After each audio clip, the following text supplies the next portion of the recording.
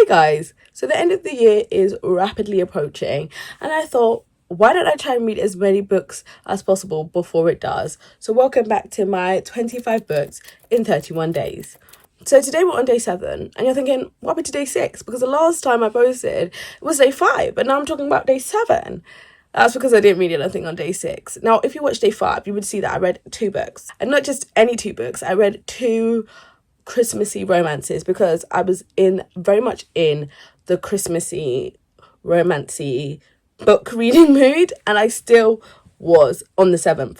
So I gave myself a bit of the break on the 6th because I was like, do you know what? I don't need to force myself. Like, I'm just gonna go with the flow, and I just didn't fancy finishing any books.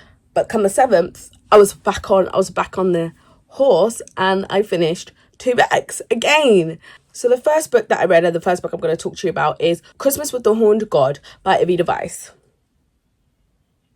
Now, I'm not sure if I've told you because I've been really bad at updating you with all of the books that I've read this year, but I have read 4 books by Evita Weiss this year. Yeah, a lot. And I really like the books that they put out. Basically, they are a monster romance author. I just think that they're really good, and they are very, very committed. As I said, I do love a commitment. Like, they come up with these weird and wacky themes, and they're like, I'm gonna go for it, and I just love that commitment. However, I will say in this book, it was a little bit too committed. It was a little bit too freaky for me personally. It was just like, here's my edge, and it just like, just teetered a bit too close to it. So yeah, let me tell you what it's about. Basically, we follow Rowan, and Rowan is driving home for Christmas. Insert the song here. Rowan is driving home for Christmas to look after / see her mum over the Christmas holidays, right? But she has a really strained relationship with her mum, and so she's really dreading it as she's driving home. Like, the dread is just descending. And so then as she's approaching, because it's a bit of an isolated town, right, in the middle of nowhere. So as she's approaching, she sees a turn off, which is to a Christmas tree farm. And she used to work there when she was younger. And so she's like, oh, do you know what? Before I arrive, like, for my mum for this Christmas holiday, like, let me just return to the Christmas tree farm and see what it's like now. However, when she arrives, it's abandoned, the woods are haunted, the animals aren't quite right, there's just something not right going on in the woods. She doesn't know what, but something's not right. But then, of course, bad luck, also this is a book, she ends up stranded. So now she's stuck in these woods, and she's like, damn. And then someone comes out of the woods, and it's only Asher, and Asher is someone else that used to go and work at the Christmas tree farm back in the day with Rowan. Rowan is trapped in these haunted woods with Asher in this like little cabin from where they used to work. Yeah, it's their romance, it's their rekindling, but also it's like got 2 different tones to it, because whilst it is a rekindling, it is also, there's something wrong with the woods. What's going on with the woods? Something wicked afoot. Something bad is happening in us. That's like the basic premise. If I was just to like break that down into like some quick themes, this is a shifter. This is a shifter romance. But when I say shifter, please don't think wolf. Okay? I need you to stretch your imagination. As I said, Evita Weiss, they don't pull their punches. Okay? And remember the name, Christmas with the Horned God, right? So please think further. Don't think gargoyle, don't think orc, don't think alien, think further. Okay, we are talking monsters. I also saw someone talking about on some comment like, oh, it's so funny to me when they're like monster and it's basically just a green man. This is no Wicked here, okay? When Evita Weiss said monster, they meant monster. Okay, so yeah, this is what I meant. It was just a little bit too far for me. The tone of this was very, very interesting. It was a very, very creepy tone. It was very much, it wasn't happy-go-lucky Christmas. It was ghost Christmas. It was haunted Christmas. It was ghost Christmas. You know what I mean? That sort of darker element of Christmas that I don't think is usually represented in romance was represented in this book, as in the haunted animals. It was very, very creepy. One thing that I will say is that Evita Weiss is very good at creating an evocative world, and I do think that like this book really took me there. I was like, okay, like gosh, I'm in these haunted woods with them. I'm scared. Evita Weiss, I believe, is LGBTQ+, but also importantly, this book is female, non-binary romance, okay? So Asher is non-binary, which is great. Love to see that representation in my romances, hence why I'm doing it. If you want to know, I'm loving this romance. Reading it, it's just fantastic. It's fantabuloso. Yeah, as I said, it was just a bit too weird and wacky for me. Now, I think that the best way to categorize this is actually as a horror romance, not just a monster romance. I think it falls short. I think you will go into it expecting one thing and come out with another. We don't vibe with this author anymore because of all of the controversies that happened. But remember Horror Haunt Hotel? No, not Horror Haunt Hotel. Horror Haunt something. Anyways, ciao. That was a horror romance that was like doing the rounds in like indie spaces with people who read indie books, right? And it was really unique and different because it was a horror romance. So if you kind of like that, but you're like, I can't read that book anymore because I don't support that author, I think you would enjoy this book. It is Christmassy. It's also slightly differently from the other books that Every Device has published before because I think they're a little bit more commercial, a bit more contemporary. This to me feels very niche. It feels very indie. If you like that, you'll like that. Do I like that? I'm not too sure. Quite honest with you. I just feel a little bit uneasy with it. I'm like, so do with that what you will. I mean, I'm glad that I read it, to be honest with you. I'm glad. I feel like, okay, we gotta read something different. It's not just always like happy-go-lucky rom-com. You know, the last book that I read before this was Only Sentences in the Building, which was very saccharine. So this was like, no, let's show a different side of Christmas, shall we?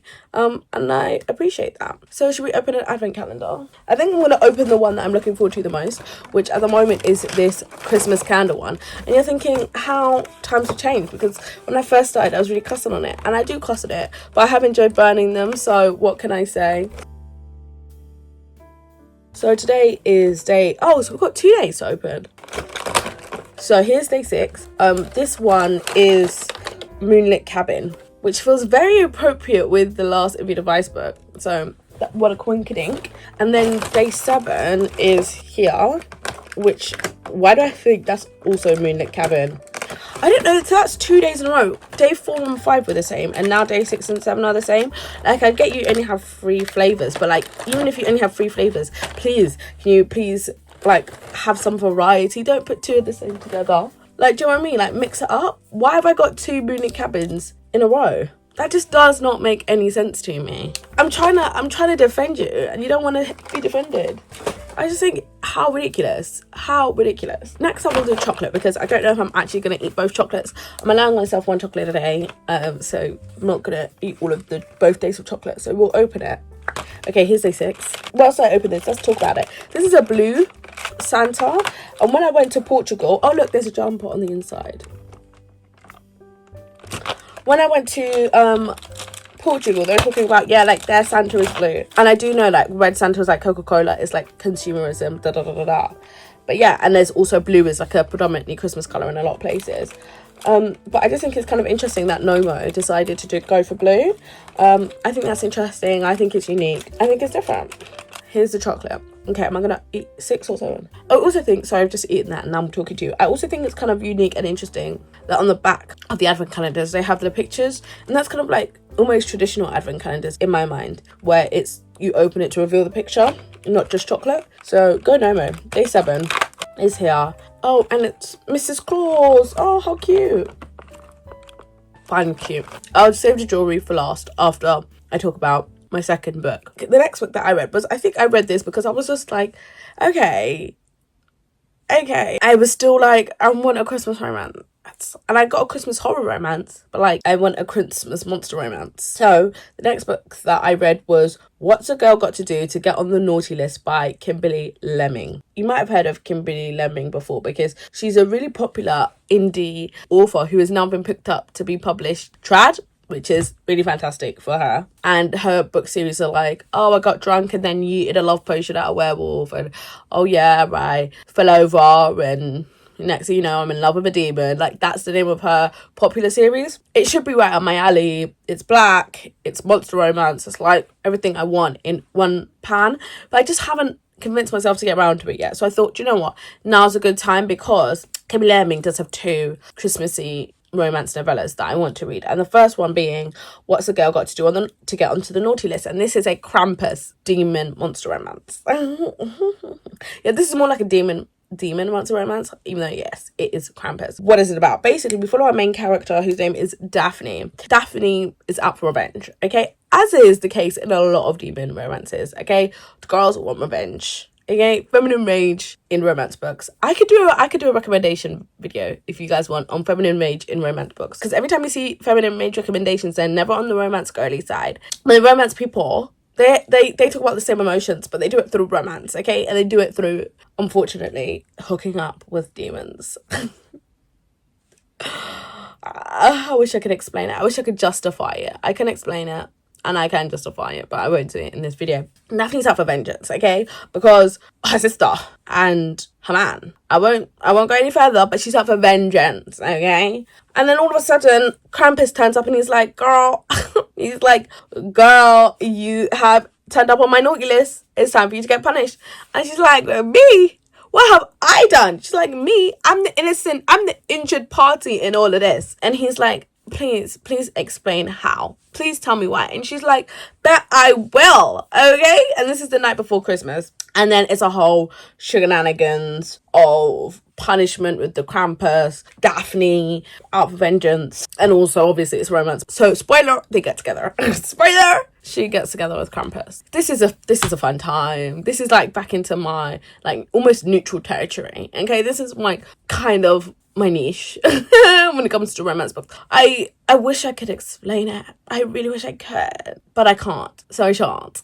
Yeah, it's exactly what it says on the tin. It's very short, but I love that. It's like we can just tell the story in a very quick way. It's like, what more do you really need to know apart from a girl gets with Krampus? There's not really much else. Like, we're gonna string this into like a 300-page book. For what reason? You know?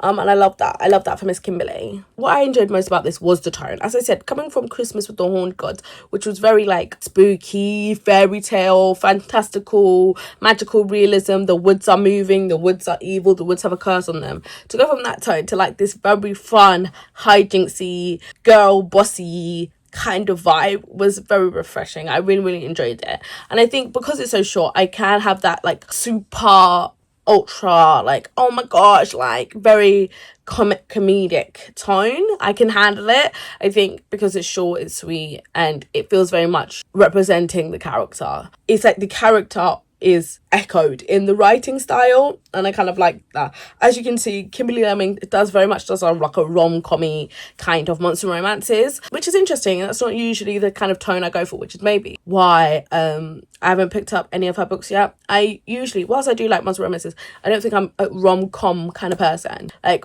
because the com often isn't haha, not haha funny, haha weird. Funny, yes, but not funny, haha. Funny, weird. You know what I mean? But this book was good, so I will look out for Kimberly Lemming. I'm trying to think of what else there is to say about this book, if I'm honest with you. Like, how introspective can I get? I don't feel like there's much introspection to be had here. There we go. Second Christmas monster romance book, and I enjoyed it happily. And then that was the end of my reading for the 7th. But I did manage to read 2 books as well. Fantastic me. So really and truly, up until this point, I'm on task. I'm on 7 books in 7 days. I know, fantastic. Anyway, let's open up this bad boy, shall we? Day 6 and day 7. Oh my gosh, how exciting. Right, so day 6. Yikes. Oh my gosh, day 6 does not want to open. Oh, it's another charm. Oh, this is a cute charm. Don't know if you can see that. This is a cute charm because it's like a gem with gold surroundings. Like, it's inset in gold. I mean, I like jewelry, but clearly I don't know what I'm talking about when it comes to jewelry. Cute. As I said, I really hope a charm bracelet comes in this, because like, what am I going to do with all of these charms? I've only got 1 charm so far, but like, what am I going to do with these 2 charms if I don't have a charm bracelet? Because I don't currently own a charm bracelet, so I need you to provide me one in this. So maybe that's day 24, honestly. Day 7. Oh, it's another ring. It's another ring. I like rings. I will never complain at a new ring. Oh, and it's a ring with a pearl on it. How fun and cute. Look. Again, I have no clue what you're focusing on here.